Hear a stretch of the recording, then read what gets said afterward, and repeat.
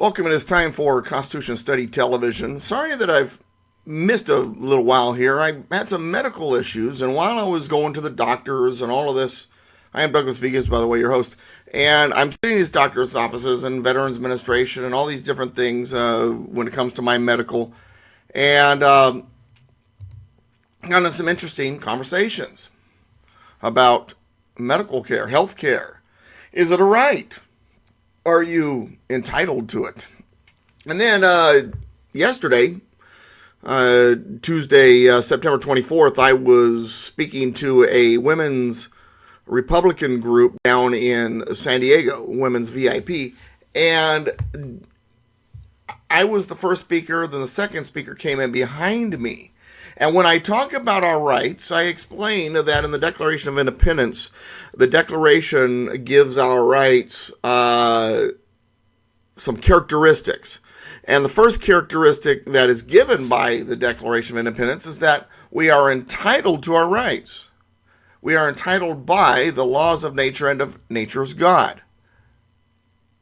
Well, we hear that all the time. We're entitled to our rights, which means government must guarantee it. I must demand it. It's mine no matter what, and I'll stomp all over everybody to get it because they're entitled. Well, we have a problem here.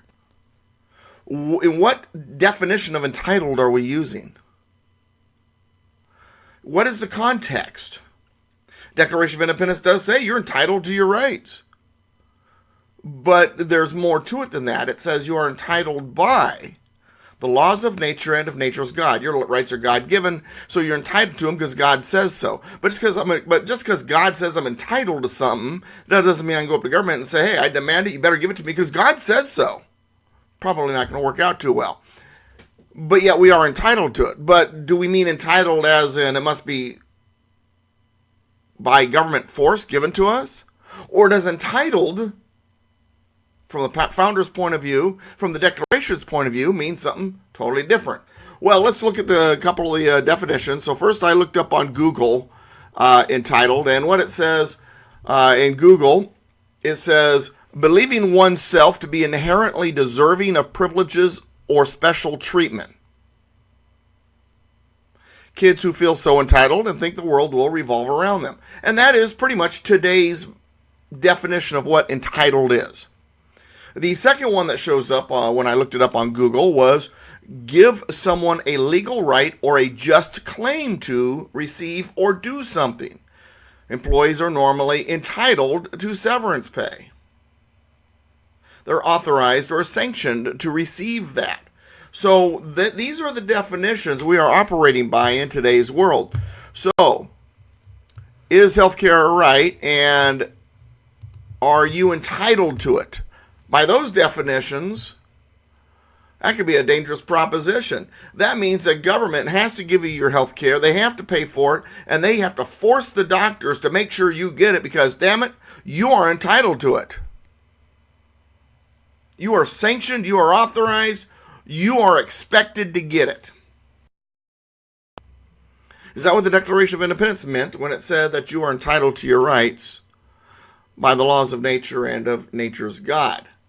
Well, let's pull up what the 1828 Webster's Dictionary says. Entitled, dignified or distinguished by a title, having a claim as, every good man is entitled to respect. Having a claim as. All right, so according to God, I have a claim on my rights. I am entitled to them because he gave them to me. I have a claim on them. Those rights have my name on them. They belong to me. I have a claim. But what happens when you have a claim on something? You still have to go get it, right? The person who gave you that claim or the government that's around you is not required to forcibly make sure that you get your claim. You have to do the work.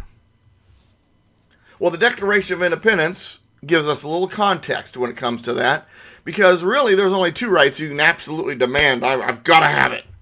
The rest of them, it's a little different.